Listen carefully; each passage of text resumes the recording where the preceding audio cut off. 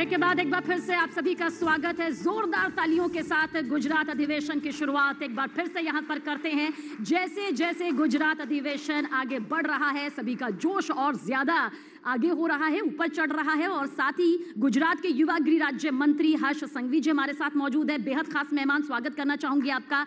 और इस सेशन की मेजबानी करेंगे मेरे सहयोगी अमन चोपड़ा। जोरदार तालियों से इस सेशन की शुरुआत यहां पर करते हैं।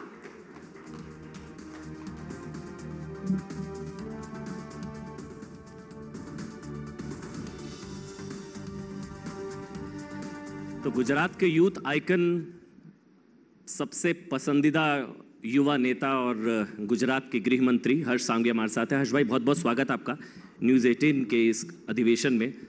नॉमिनेशन फाइल किया आपने, और मैं आज देख रहा था कि बहुत ही साधारण तरीके से, बिना किसी लाउड स्पीकर, ये आपका फैसला था, और बिना किसी ढोल के साथ आपने नॉमिनेशन फाइल किया है। ये भी एक बड़ी चीज़ है। आज नॉमिनेशन फाइल किया हर्ष संघवी ने, और इन्होंने बताया कि मोरबी हादसे में जो दुखद मृत्यु हुई, उनके सम्मान में। हर्ष भाई, सबसे पहले तो मैं आपकी पूरी टीम का गुजरात की धरती पे स्वागत करता हूं। धन्यवाद जी हाँ, आज मैंने नॉमिनेशन फाइल किया है, और हम सब जानते हैं कि जिस प्रकार की बेहद दुखद दुर्घटना मोरबी में कुछ दिन पहले ही बनी थी, उसमें कई परिवारों ने अपने स्वजनों को खोया है।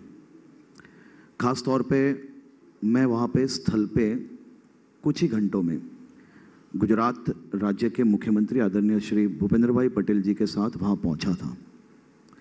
मैं घटना पे पूरी रात वहाँ था जी।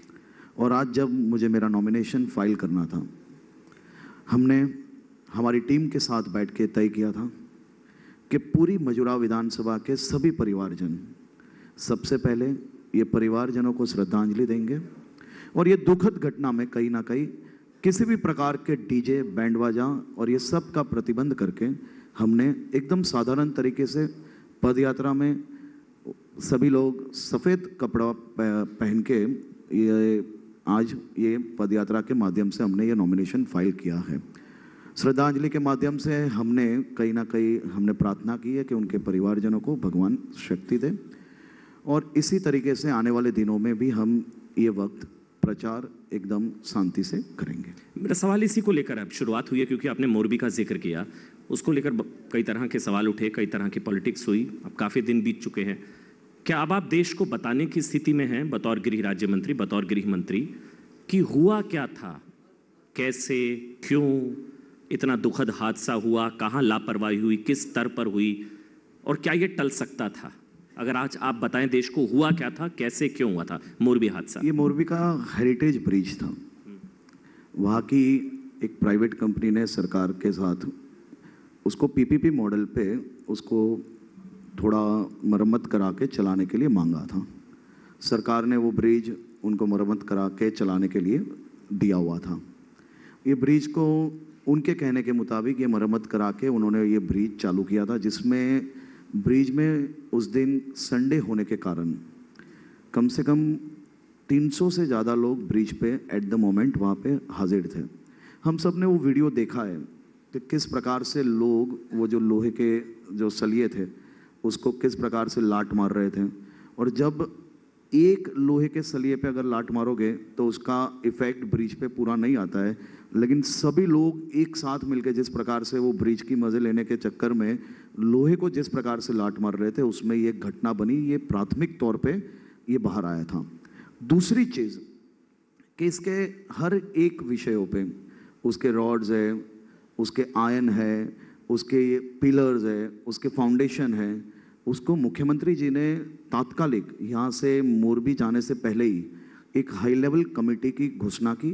वो हाई लेवल कमेटी को सूचना दी गई कि रात को 3 बजे से पहले घटनास्थल पे सबको पहुंचना है, और तहकीकात आधी रात से चालू कर लेनी है। ये तहकीकात उसी दिन रात को चालू हो गई। अभी एफएसएल को खास तौर पे ये रिक्वेस्ट की गई है कि इस जो सैंपल्स लिए हैं उसके जल्द से जल्द टेस्टिंग के रिपोर्ट्स कमेटी को दी जाए, जिसके कारण हम इस पे आगे एक्शंस तय कर पाए। प्रधानमंत्री जी खुद उसकी विजिट की। प्रधानमंत्री जी ने खुद बहुत छोटे छोटे विषय पे, घटना कैसे बनी, घटना बनने के बाद पहली एम्बुलेंस कितने मिनट में पहुंची, एम्बुलेंस पहुंची तो वो हॉस्पिटल कितने मिनट में पहुंचे। मैं आपको बताना चाहता हूं, इस प्रकार की घटना जब बनती है तब सरकार की सबसे पहली प्राथमिकता होती है उनको सभी पेशेंट्स को ट्रीटमेंट देने की। जी। पहला पेशेंट 18 मिनट के अंदर हॉस्पिटल में पहुंच गया था। 18 मिनट में पहला पेशेंट। उसके बाद एक भी पेशेंट को किसी भी प्रकार की तकलीफ ना पड़े, उसके लिए कलेक्टर ने सबसे पहले जितनी एम्बुलेंसेज, जितनी 108 आसपास की तहसील में अवेलेबल थी, वो सभी 108 को वहां भेजा गया। ठीक। किसी भी प्रकार की तकलीफ ना पड़े, इसके लिए सोशल इंजीनियरिंग वहां पे डेवलप की गई। मोरबी की जनता को 2 हाथ जोड़ के नमन करना पड़ेगा। मोरबी की जनता ने 5 किलोमीटर का मानव साकल बनाया था। एक भी एम्बुलेंस 1 सेकंड के लिए भी कहीं पे ब्रेक नहीं लगानी पड़े और सीधी हॉस्पिटल पहुंच पाए, उसके लिए वो लोग सरकार के साथ खड़े रहे। उसके कारण कहीं जीवन बचाने में हम लोग को सफलता मिली। लेकिन कहीं ना कहीं जब ये लोग पानी में गिरे तो फायर ब्रिगेड की टीम तो पहुंच गई, लेकिन फायर ब्रिगेड की टीम के साथ साथ मोरबी के जो लोग जो नाव का काम करते हैं, कहीं ना कहीं जो मछुआरे हैं, वो सभी लोग पानी में फायर ब्रिगेड के साथ काम में लग गए। उसके कारण हम सभी लोगों को बाहर निकालने में बहुत जल्द हम निकाल पाए। आपने देखा होगा कि प्रधानमंत्री कार्यालय से और खास करके गृह मंत्री जी खुद रात को 4 बजे तक, प्रधानमंत्री कार्यालय से सुबह 6 बजे तक, जब तक मैक्सिमम लोगों को बाहर नहीं निकाला गया तब तक हर एक पल की खबर वो रख रहे थे। रात को 2 बजे तक आप देखिए, navy, army, NDRF, air force, Garud सेना, ये सभी सेनाओं के अलग अलग जो टीम है उसको मोरबी में मोबिलाइज किया गया। 500 से ज्यादा लोगों की टीम वहां पे पहुंच गई थी। आप अगर किलोमीटर्स गिनोगे ना तो घटना बनने के बाद अगर वो मोबिलाइज आधे घंटे में नहीं हुआ होता ना तो 11 बजे पहली एनडीआरएफ की टीम वहां नहीं पहुंच पाती। सरकार ने, मैं आपको पूरी चीज बताना चाहता हूं, मैं ये इसके लिए बताना चाहता हूं आपको कि इसकी गंभीरता सरकार ने किस प्रकार से ली थी। तहकीकात अपना विषय है, तहकीकात में जो आएगा उसमें किसी को नहीं छोड़ना है, वो पॉसिबल ही नहीं है। राहत बचाव पूछने का विषय ही नहीं है। राहत बचाव पर किसी ने सवाल नहीं उठाया। नहीं, राहत ही सबसे पहला विषय। सवाल ये उठ रहा है एक्शन। मैं आपको इसके लिए बताता हूं कि ये चुनावी सीजन है। चुनावी सीजन में हर वक्त इसी प्रकार की बात आती है, लेकिन आप जब सरकार में बैठे हो तो आपकी ये सबसे पहली प्राथमिकता है कि घटना बनने के बाद आपने क्या क्या किया।